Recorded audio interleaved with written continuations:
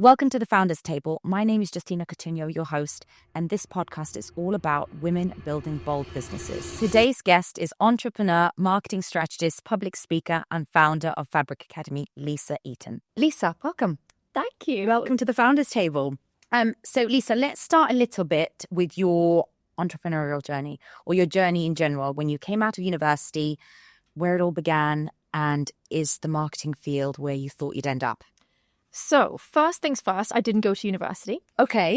So my mum was an entrepreneur. Not that she was referred to as an entrepreneur back then. She had many different shops and delicatessens and beauty salons. So she'd always had many different businesses. And I think I always knew I wanted to follow in her footsteps. I wanted my own business. I had no idea in what at that time at school. And I went into sixth form, but I was working 3 jobs at the same time. Wow. And I just enjoyed the pace of work. I loved having my own money. And I became a little bit bored with education at that point, and decided just to go straight into work.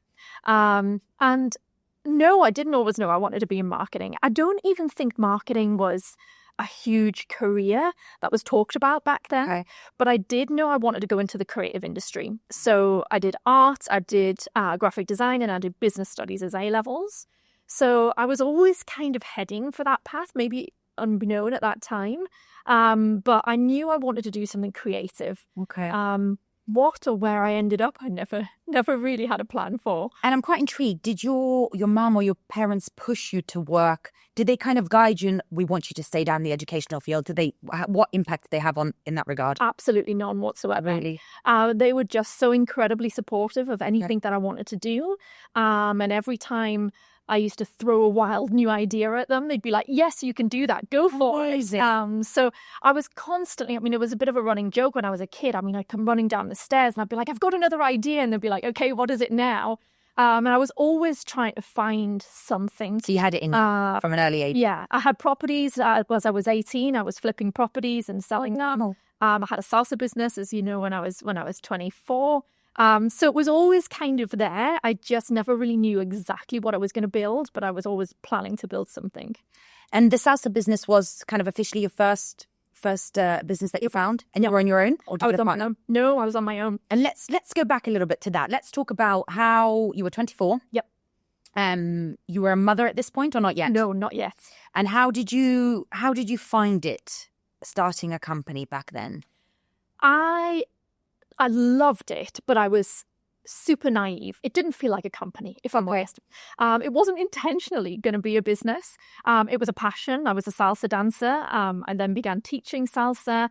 And then there was an opportunity to buy what was part of the events that I was running at the time. When I say buy, it was essentially buy the equipment. Right. There was no name for what we were doing at that point, but there was a crowd that used to follow us on a regular basis.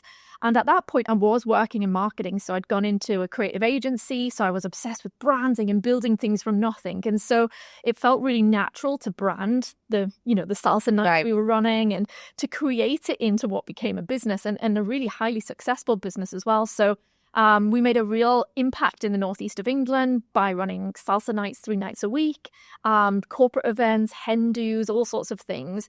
But would I say it was a business back then? If you'd asked me, probably not. Of course it was, but I think it was a hobby turned business. Yes. And then after almost about 8 years of running it, it went from a hobby to a business, to a very much a business, and less so about the passion and the hobby so much anymore. But eventually I was running that business on top of a full-time job, and I became pregnant with my first little one. And I decided maybe 3 club nights a week until 2 a.m. was probably not a too much. Yes. So decided to hand that over to somebody else and save the business on to somebody else. Okay, awesome. And so you obviously dabbled a little bit in running a business. And then let's talk about, where did the agency come in? Yeah. And I think, if I remember when we spoke before, it happened very shortly, or when you were pregnant? Yes. Yeah. So let's talk about that a little bit. How did that all pan out? Yeah, so I'd gone into agency. When I was running this salsa business, I was in my first agency role as an account manager, and then eventually an account director. I then went to another agency, a big established advertising agency in the Northeast, which wasn't for me. It was a huge production line. It was charging customers based on time, not on service and creativity. So left there and went to another business, of which the owner at the time was looking for somebody to buy him out. And it seemed like the perfect step. So, it was that this is what I'm going to have a business in. That became clear at that point. And I'm going to purchase this business over a 5-year period and it will become mine. So that felt like it was going to tick all the boxes. Of course, these things never work out quite how you plan. And for one reason or another, that buyout didn't happen. I went through 2 pregnancies, 2 sets of maternity leave whilst I was at that business. And the last one was at the point where I decided I didn't want to buy somebody else's business. I wanted to do it on my own. Yeah. I had ideas. I could see how the marketing world was changing quite rapidly. And I felt like there was a really big opportunity to kind of leapfrog what most creative agencies had been doing into something really strategic and commercial that put marketing at kind of the forefront of business growth. And so I decided while I was off on maternity leave the second time that I would start my own agency, which was bonkers. I can imagine. What was the age gap between the children? 2.5 years. Wow. So I had a 3-year-old and I had a 5-month-old when I started looking at offices and building the business from the ground up. So yeah, it was. And I'm really intrigued because, as you know, I also did a similar thing. Obviously started my agency 8 Corporate, when my daughter was 6 months old. Yeah. What drove you to... What was the passion behind that? Because a lot of mothers would say, I want to spend all my time with my children. And I'm really intrigued because I obviously went through the same thing. Yep. What drove you to do that at that moment when you were already hormonal, all sorts of things? You've got a toddler pulling at your leg, you've got a baby in the other arm. What was the drive behind that? I think it was, I was always super ambitious, and work is my passion. It's an obsession. I've always worked ridiculously hard. Going back to what I just said there, I was 16 with 3 jobs, in hand at that time. Work for me has always been a real love. So I was never going to be a stay-at-home mum. That wasn't my thing at all. And, I adore my children, of course, but being a stay-at-home mum just wasn't for me. It was never on the cards. In fact, my first maternity leave, I'd said I was taking 9 months and I was back after 6. Oh, wow. And so I really need that activity in the brain. I need that challenge. I need that excitement. I need my own personality. I need to be my own thing. So when I was on maternity leave, I kind of struggled with the fact that I was just a mom, which sounds terrible to admit, but it's the truth. I loved it, but I also really missed the other side of me, and I wanted to get that back, and I wanted to get it back quickly, and I decided to go full force in getting it back by setting up an agency at that time with 2 babies in tow. And how did you do that? Did you have help around you? How did you juggle your day to day? Before we talk about how you built the agency and what you've gone on to do now, how, with 2 young kids, and obviously in the UK, things are a bit different than they are here. How did you manage all of that? Well, I was lucky in the sense that I had a really good friend, in fact, a best friend at that time, who was also a colleague. So we'd worked together in various different roles in agency life throughout. And she was also really keen to do something. We were both working in the agency that I was planning to buy at the time. And so we knew we worked incredibly well together. We were like a force to be reckoned with. And we were brilliant mates. We were on the same page. She was also a mum. She was a year ahead of me in the motherhood journey. And so that helped. Like, there was a real camaraderie between us. There was real excitement. There was real passion. We were in it together. And we had really supportive husbands, luckily enough. That helps. It really helps. And, there was points where the 4 of us were sat kind of, what are we going to call this? And what are we going to, so, it was a real group effort to kind of get it up and off the ground. And had we not had supportive partners, I don't think we would have been able to do it. 100%. We put a 10 grand loan in each. We took a personal loan to start the business up, and we didn't pay ourselves for the first 6 months. So it was tough. It was tough, but worth every second. Absolutely. But we weren't from wealthy families, either of us. None of our families had money to support us to set up a business. And so it was a case of, if we were going to do it, it's now or never. No. And if we're going to do it, it's, sink or swim. Go for it. And there's never a perfect time for anything, I truly believe. Totally agree. Totally agree. Go for it.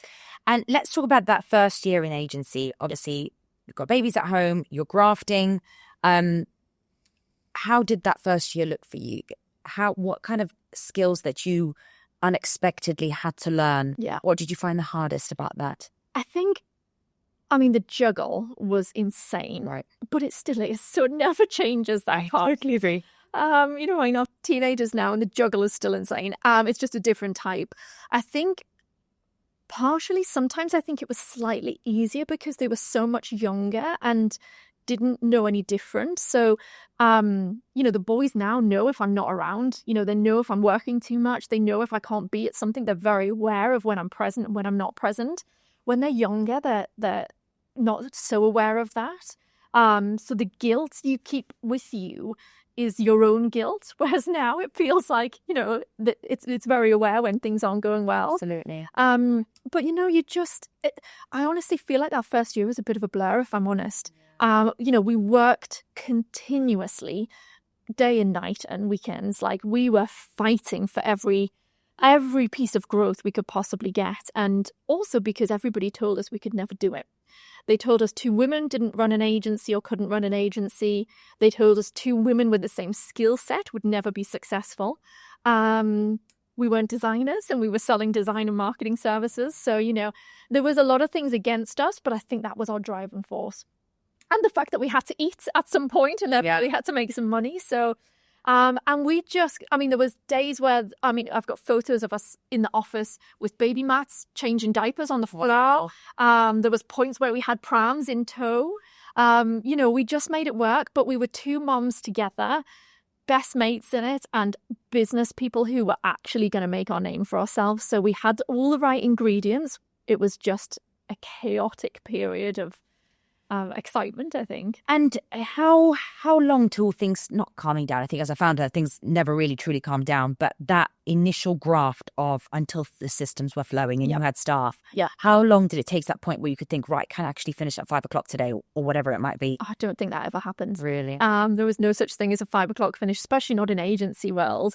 I think the first year we really shocked ourselves. We did incredibly well. We had a ton of cash in the bank. We were very, very lean on operational costs. We were able to start paying ourselves. We were hiring staff at that point. We were on this kind of upward journey. We were like, yes, we've done it. Year 2, we hit it hard. Year 2 was hard. It was when we started to really understand the management of cash flow, and actually cash in the bank is what is key, not what's on the books or what's on the, the accounts. So whereas we did really well for a period and thought we were a little bit invincible, I think in that first year, our second year was much more difficult as we brought on staff, as overheads crept up, as projects just were sporadic as they are in agency world. And that year was, I think, what taught us everything, or everything that we needed to know to kind of go on to build a successful agency. I think we were naively blind in year 1, which was probably a good thing. But I don't think it ever got easy, and it never quietened down. And in the busy periods, we were working 60 hours a week, and in the quiet periods, we were working 60 hours a week because it was quiet. So there was just, it never let up. It never did. I can't think for a second when we took off the pedal and thought, right, now we can go home at 5 o'clock. It just was never our story. I think that's always the case. I think we've got, as a founder, you end up doing a bit of everything. You're wearing all the hats. And yeah. People go into business thinking this is going to give me freedom, it's going to give me cash, it's going to get, freedom, eventually maybe, but you work harder for yourself than I think you would ever work for anybody else. And you also work longer hours, you work like a crazy person to get something off the ground. And I genuinely believe you have to put everything into it. I agree. Get it up and off the ground. It's never an overnight success. I 100% agree. I think it's when it is yours, and don't get me wrong, people work hard for other people, but when it's truly yours and you have this vision and you want to make it happen, you are going to do all it takes to get to that point. Yeah. What would you say is the hardest thing about being a founder? Is it the hiring of people? Is it the letting go of people? What would you say is the hardest part? I think it's the responsibility of people. I think that's what I would say is the hardest thing. I think when times get tough, as a founder, you can do many things yourself to either, pull back on operational costs or reduce your salary for a period or, there's things that you can do. But when you have a team, they have responsibilities, they have families, they have, lives and you've made a promise to them, essentially, that you're gonna support them as long as, they're great in the business. So when times get tough, I think that emotional strain of the responsibility of having a commitment to people, I've always found really difficult. I've never been one to go, times are getting tough, cut people. Right. It's never been my way. Maybe it should be. And I actually watched a video the other day. It came up on another podcast on my Instagram reel. And I can't remember who the guy was. It's an entrepreneur in the UAE. And he said, fire fast, hire slow. Yeah. And he said, it's the biggest piece of advice that I can give founders is do not sit when you think there's a bad egg in the business. Do not sit on it. Do not think they'll get better. Yeah. You cannot waste time, nor money or resources. So fire fast, hire slow. That was, and I, as hard as it is to accept, it is unfortunately true. Yeah. How do you remember the first time you had to fire somebody? Yes. How did that pan out? Awful. I mean, I've got some horrific hiring stories. I mean, and this is going back to the agency I ran before I had my own agency. Awful. I think I was terrible at firing people. Like there is a sensible way to let people go. Yes. And I was so emotionally invested in these people. I would just drag it out for so long instead of just, I made some terrible mistakes along the way. And it was awful. I've had people cry on me. I've had people throw a chair across the room. No way. I've had some really, but I mean, I genuinely also think that was my bad management in the early years of running a business. Nobody should be going into a room to be fired unaware of what's coming. Right. Absolutely. And I think that I made some of those fundamental mistakes of trying to pretend everything was okay and then suddenly realizing it wasn't. And, but yeah, I mean, I hate firing people. I've got much better at it over the years. I will fire fast now if somebody is underperforming or they're not right for the business. I won't fire fast on the basis that the business isn't doing well. Right. I find that my responsibility to make sure it moves in order to be able to, carry out my promise to these people if they're good people. If they're not right for the business, I will not keep them in the business now. Okay. I'm much more transparent about that, so there's no horrible surprises for them. They are well aware that there is not a right fit or that they are not performing. But it's never easy. Yeah. What are the most important qualities other than the key skills that they must have for the role? Yep. To you and your business, and before we go into to the current company. Yes. What are the key qualities that somebody must have for you to look at them and say they're going to fit in culturally and on all sorts of ways into the business? That's a really interesting point. I do not hire for skill anymore. I really don't. Skill is like the least important thing to me because I can teach that. I hire based on attitude, behavior, and values. They're the things. I'm looking for ambition, excitement to come into the business and make a difference. I'm looking for grit and resilience. I'm looking for somebody who can fix a problem. So somebody who is a real problem solver. If I can give them a problem and they can come to me with a solution and they're resourceful enough to go and find that solution, even if they don't know what it is, that for me is a massive tick in the box. So it's all about attitude. It's all about willingness to learn. I mean, we're now an L&D business, so we've got to be obsessive learners, and that's something I've had through every single one of my businesses. But it's all about behaviors and values and attitude. 100% agree. So how long did the agency go for until you stepped away? So nearly 9 years. Okay. Partway through, so 4 years in, we did a management buyout. Yes. So Amy and I separated. We decided we wanted different things. Separate. It sounds like a marriage. Of course, it is like a marriage. Business relationships normally are. So yeah, we went through an MBO, which was a challenging time and a new experience. But stayed friends throughout, which was always our promise to each other. And so I did 3 years on my own with the agency through COVID as well, with the largest team we'd ever had, with huge big offices in Newcastle city centre, the highest level of overhead. So that was an interesting and challenging time. And then, COVID changed everything, as for many people it did. Can we just quickly talk about what is your thoughts, having been there yourself and other people, going into business with friends? I mean, I would say just be sensible about the decision, right? I regret nothing. I would go into business with Amy, who's my ex-business partner, in a heartbeat again. In fact, I'm pretty sure somewhere down the line we will do something together. We had an incredible experience. We had the best journey, the best memories. I could not have asked for a better business partner. And to be doing it with a friend was just like the cherry on the top, So for us, it really worked. There is 100 stories for every one of my stories that I know it doesn't work for people. But I think you have to make that decision yourself. Like, everybody told us it wouldn't work because we were Vernons. I think it's just also being realistic about all the possible things that could go wrong, Completely. could go right. Other people entering the business, and unfortunately, especially in my line of work, I see a lot of people go into business together. Also, people that don't know each other, having just met and thinking that's possibly a good idea without truly knowing. And without, things like shareholders agreement and having all the possible outcomes discussed well before they happen. And the reality is, can you really truly cover everything unless you sit with a lawyer and hash all the possible outcomes? Yes, 100%. I mean, there's a funny story that we always still laugh about now, because we were very naive going into the agency world together. I mean, we knew agency inside out and back to front, but we'd never run a business together. And we did sit with lawyers, and eventually the lawyers had to throw us out the office because they were like, you cannot cover every single eventuality. Yes. There is a point you just have to go, we're going for it. So we did try to prepare well, but you never know. A business relationship is like any type of relationship. Yes. You have your ups, you have your downs, you have your hard times, you have your arguments, but you put every effort in to make it work if you want it to be a success. And we did. We really wanted that. So we worked hard to make sure it worked. Okay. And let's talk about your journey and where you are right now and what you're building.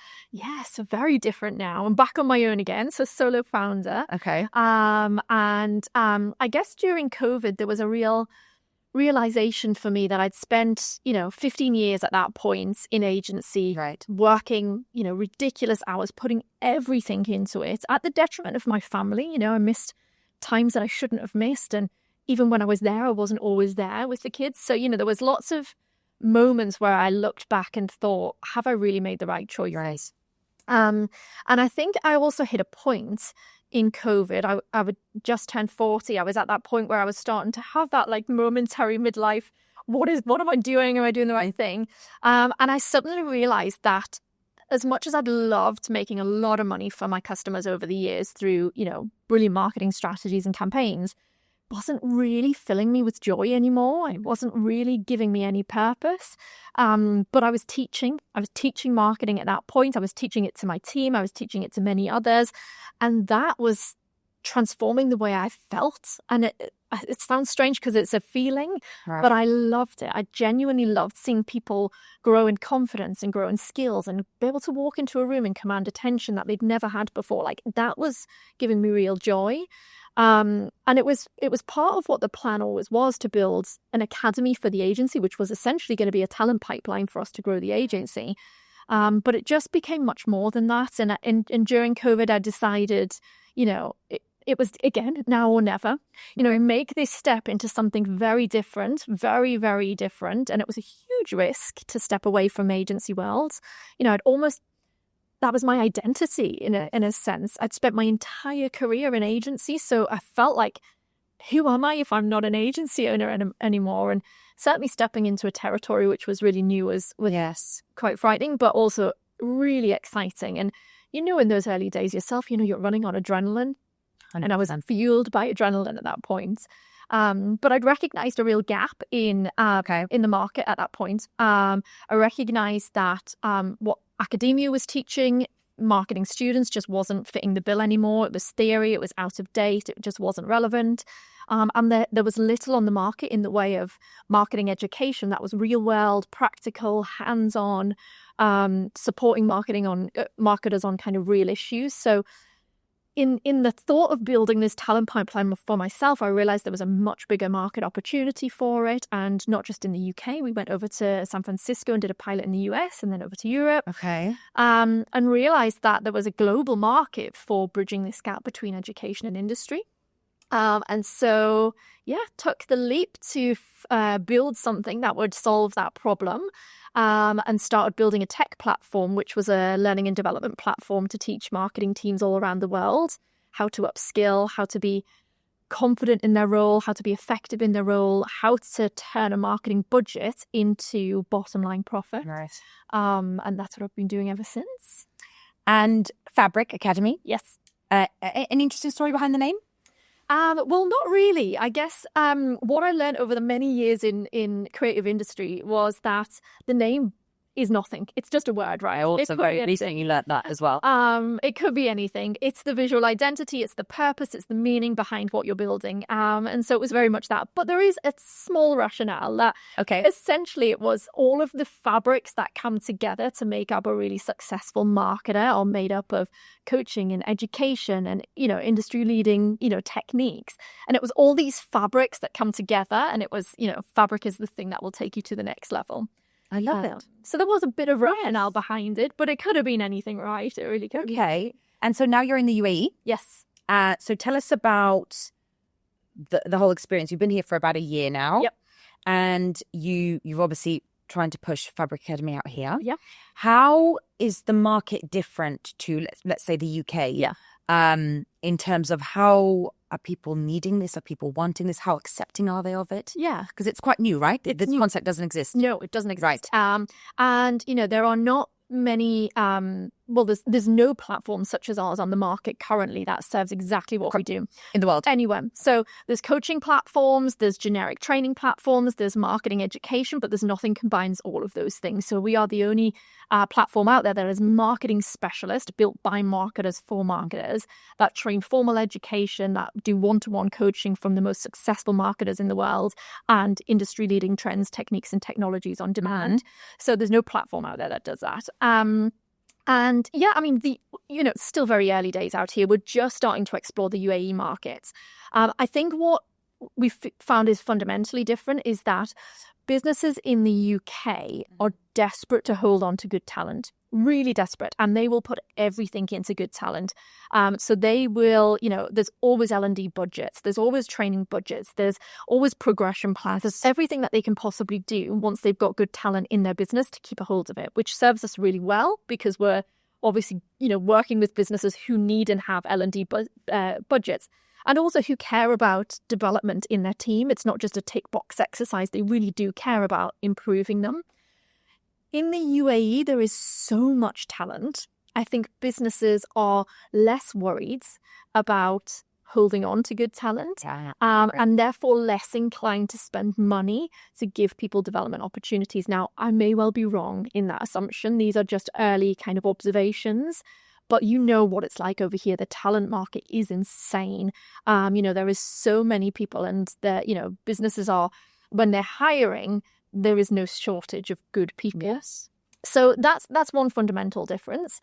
The great thing is that people are crying out for training. So marketing teams all over the UAE are essentially learning on the job.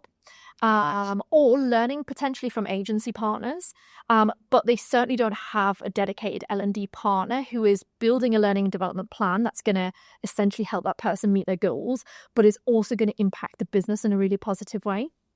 There's nothing like it. So I think we've got a real great opportunity out here. Absolutely. And let me ask you a question. As a new business, would the business be better off hiring an external agency to do their work, or perhaps investing in a good marketing manager and then putting them through your platform? I think there's always pros and cons to both, right? There's the ability to outsource, which can often feel like a more cost-effective route. You don't have to manage the team. You don't have to worry about the talent. You put your trust that agency is going to deliver on what they promise, and they then should. Yes. That doesn't always happen.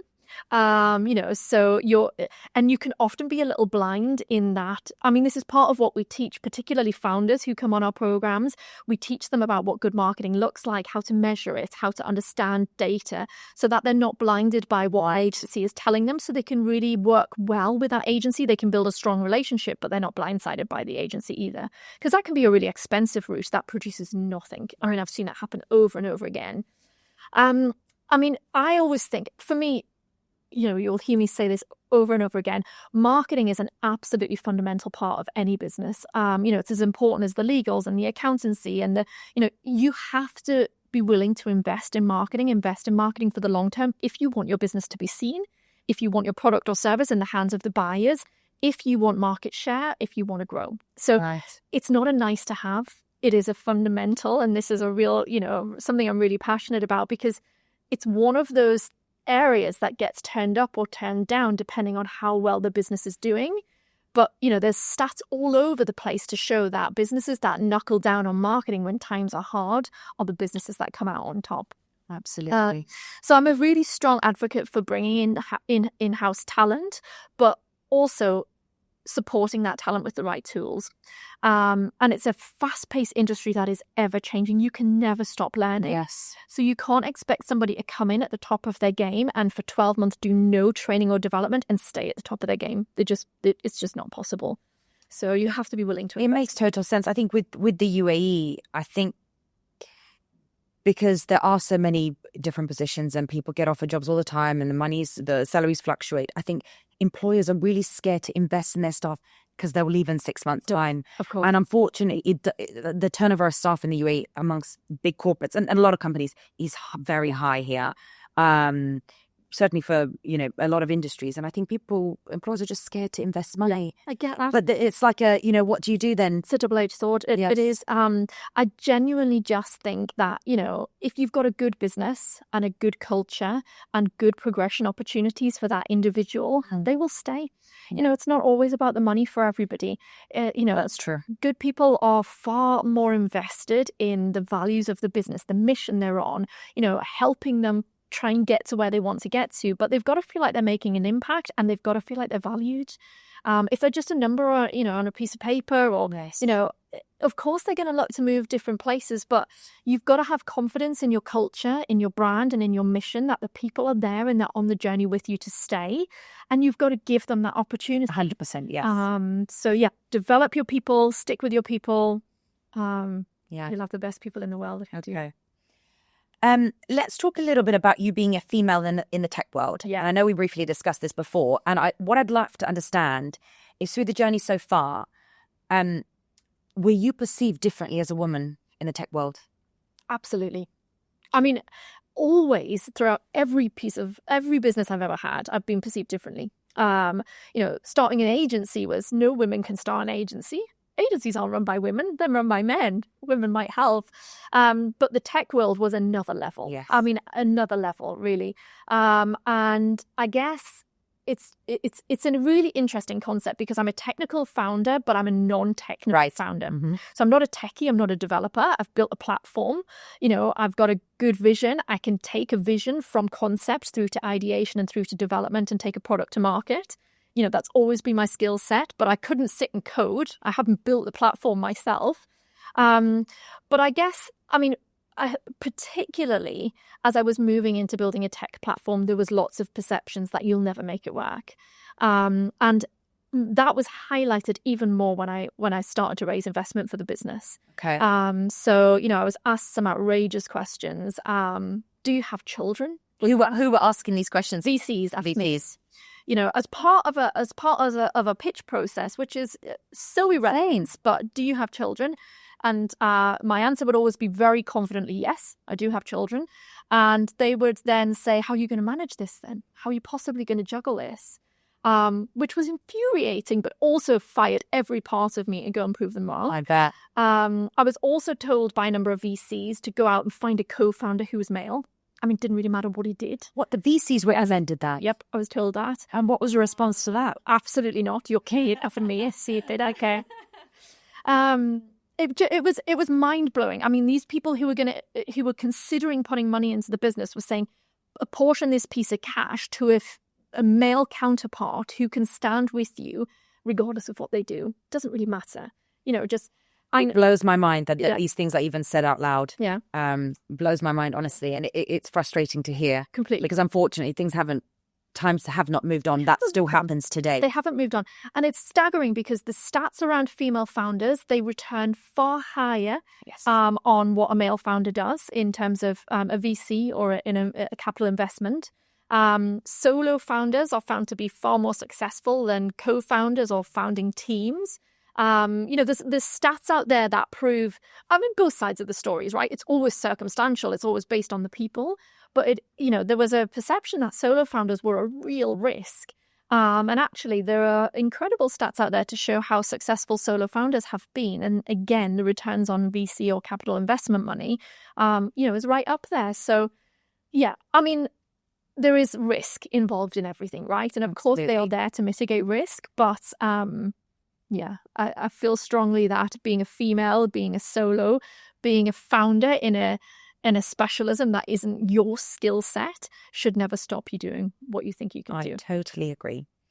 You touched a little bit on VCs and fundraising. Where is Fabric Academy at now? What stage are you at the business? So we successfully raised about 18 months ago. So we did an angel raise. Okay. We've got a group of phenomenal investors. I've had an exceptional experience. Very, very supportive people there if I need them, hands off, essentially in the business. But, that helped us continue to build the product and take the product to market to prove product market fit and to get that in early traction. Which we now have. So, we're now working with global brands around the world and their marketing teams, which is, for an early stage business, there's kudos in that for sure. We are just about to start a capital raise with VCs for the first time. So now we have product market fit. Now we've got the commercial wheels turning in the right direction and we've got proven traction. We want to now take that fast and far. So we're now about to go through a first experience. I'll come back in part 2 and that would be amazing. Can I just ask, how did you go about initially with the angel investors? How did you go about finding them? Because I bet a lot of people that are sitting there are women who've started a business that wouldn't even know, where do I begin? This is the question I get asked the most, and it's the most difficult to answer, if I'm quite honest. There is no easy way to find them. And this is one of the things, particularly in the northeast of England where I was raising initially. I think we don't do a great job at raising awareness of angel investors. Other regions in the UK do a much better job than we did. It's improving. It's definitely getting better. But you have to be, it's no different, right, to going out and finding customers. Yes. You've got to really knuckle down on who you're trying to find. What is the ideal persona? What is the person that you think is most likely to get your mission, get behind what you're doing? That's going to have that cultural fit that we talked about earlier, because that's super important as well. You're essentially married to these people in some form. And you've just got to go out and find them in any way possible. Coffee after coffee after coffee, referral, asking, LinkedIn, it's all the marketing principles that you go out to find customers. You have to apply that same strategy to finding investors. It's a lot of hard work. And did you go out after female investors? Do you know, I was intrigued. I was obsessed. I was going to have a 50-50 split on my cap table of male and female. I don't sadly have a 50-50 split, but I do have a good split of male and female. Okay, that's good to have. And I was hell-bent on making sure I got some incredibly strong females. I've got some wonderful females, but it was important to me that it wasn't an all-male cap table. Amazing. Lisa, tell me a little bit about... tell me, what is the biggest piece of advice? I know we touched on this already and the importance of marketing, but what is your advice to founders out there? I think that go in with your eyes open and be willing to work hard. That is the obvious, right? No matter what you're going to do, you've got to put everything into it. You can't be half in and half out. You've got to be all in, and you've got to be in it for the long term. As I said earlier, nothing is an overnight success. Yes. I truly believe that those businesses that appear from nowhere and they've suddenly catapulted, there's 10 years work behind those as well. You just haven't heard about it or haven't seen it. So be willing to go in with your eyes open, put everything into it, and be willing to ride it for the long term. I think something I always talk to about female founders that are starting out, and I do a lot of kind of calls and support and kind of advice for those female founders, is have marketing right in the plan from the very beginning.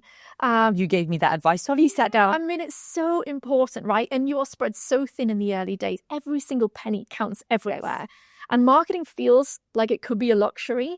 It isn't a luxury. It's as important as a sales function. It's the way that you're going to get your product or your service into the eyes and the hands of your customers. So, invest in marketing early and don't be it the one to get cut first if times get hard. Knuckle down on marketing, keep it there, and invest in it for the long term, invest in your people for the long term, and it will serve you really, really well.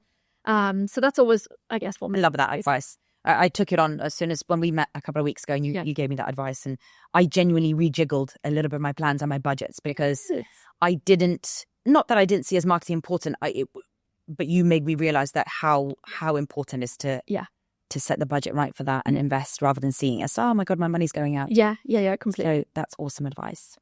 Right, on to my 2 final questions. Okay. The more fun ones. Yeah. Most inspirational book that you've read? Most inspirational book. I've got 2. Okay. They're really different, so I'm going to give you 2. Okay. I harp on about this book all the time. Everybody I know, I've sent this book. I hope I know it. It's probably not, because it's not particularly inspirational, but it's a book called Smash the Funnel. Okay, haven't heard of it. Oh my goodness. Right, I'm sending you the book next. Please. This is a book that's all about how marketing and sales are one function. One commercial function, and I've never read a book that explains it better and shows you how to put it into practice. Okay. And I've spent 20 years trying to convince businesses that sales and marketing are one of the same thing. Very different skill sets, very different parts of the funnel. They own different parts of the journey, but essentially they are striving towards the same commercial objectives. Yes. And so, treat them like one, not 2 separates who fight against each other. And lots of the keynotes I do on how to bring those 2 teams together. So Smash the Funnel. Okay. And the other one is Shoe Dog. I'm sure you probably do know Shoe Dog. I don't know. I don't know. Right. So Shoe Dog is the story of Nike, how Nike became about. Sorry, I know about the book, but I've never read it. Okay, so that's awesome. Okay. I'm reading this with my youngest at the moment, who's just turned 12, and it's not an easy read. But the story of how Nike became what it is today is just a phenomenal one. So I love the entrepreneurial stories. Yes. It's always something that's inspired me in business. So I've always read books about brands, about people, about how they've made it. So that's probably my favorite. Love that. I'll have to note those 2 down. And final question, if you could pick an entrepreneur's brain for a day, who would it be and why? Okay, I'm going to cheat and give you 2 again. I hope that's okay. That's okay, go for it. Probably a mix of these 2, actually, but it would probably be Stephen Bartlett and Emma Grady. I love them both. That's who I would choose. Yeah, okay. I mean, I've met Stephen Bartlett. I was lucky enough to go and sit in on one of his podcasts really, really early on. And I got to spend a bit of time with him and just ask him some questions. Did I ask who he was interviewing in the podcast? Johnny Wilkinson. Okay. Yeah. So it was a really interesting interview, actually. And I was there for like 4 hours. It's wonderful to see the kind of behind the scenes that go on. What I learned from him is the focus that he has is incredible. Mm-hmm. And you see that come through now. You do. Because that's one of his standout qualities. And I love the Diary of a CEO. It's been one of my favorite podcasts. It's gone in some strange directions of recent. It has. But I genuinely love his obsession and his ability to have a really out there idea and bring it. And I went to see, I don't know if you've ever seen this, but he did a tour. He did a book tour. Sorry, not a book tour. Yes, he was actually supposed to be in Dubai and they cancelled it before. So when I had to see it, and I was, it is probably one of the most incredible things I've ever. I had no idea what to expect, but there was a gospel choir, there was monologues from the book. He had everyone stood up dancing to like 80. Oh, it was just incredible, but nothing like I've ever seen before. He just has this ability to be able to see things that others don't see, but they just seem to work. And I love his dedication and focus, and exactly the same qualities with Emma as well. Like, I love they've both come from a background which has been, they've had hustle and hard and at it, but the focus and determination of the 2 of them, and they're genuinely really likable people. They've stayed really grounded. They're really great characters. So yeah, both very, very inspirational. Good choice. I love that. Lisa, thank you so much. It's been an absolute pleasure talking to you. You too. And I would love to know one quick thing from you. Yes, tell me. Yes. I guess we talk a little bit about advice, and you're also a female founder with kids, so you've been through it all as well. If you could go back, having learned something that you've learned now, and do things differently, what would that be and why? Oh, gosh. God, I've probably so many answers to that. I'm trying to hone in on one.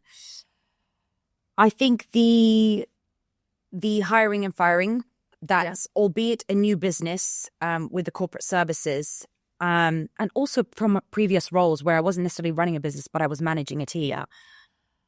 Unfortunately, one of the things that I haven't been so good at and I'm working on every day is when you see that potentially this person doesn't fit, whether it's culturally or in any aspect or is not good at their job, there's a part of me that's always like, I've still got to give them a chance. Yeah. Maybe they'll get better. And I used to sit on that for much too long. Yeah.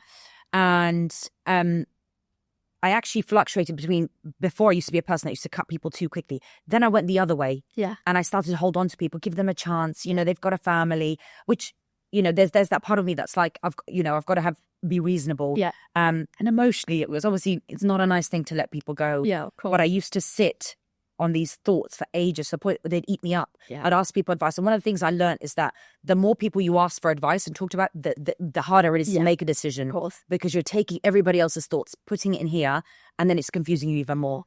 And I think that now having my own business, and unfortunately, albeit 2.5, 3 months old, I've already unfortunately had to let somebody go. Yeah. But I learned that I cannot sit on this. I don't have the resources or the money to sit on this.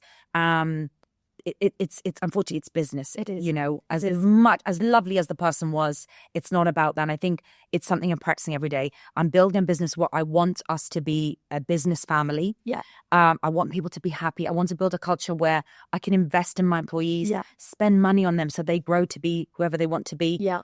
Do well for my business, but also do well for themselves personally. So I'm practicing that every day, but that's probably the one thing I'm learning. I think I don't know if you'd agree with this, but I think that's a fundamental difference between women leaders and men leaders. Yes, I agree. Maybe controversial opinion there, but I think men are far more emotionally attached to their people, and they will make a decision based on what is right for the business. Yes. I think whether it's a pro or a con, I'm not entirely sure. I think it's both. I think as women, I think we struggle with those decisions much. We've got much deeper emotional connections, and it impacts us much more, I think. And I also believe this to be true of, babies at home, whereas I feel like, it's easier for a man sometimes to close the door and go off to work and detach. 100%. Then I'm maybe stereotyping a little bit here, but on general terms, like I think that's much easier to detach. I think we find that much more difficult, and we carry the guilt in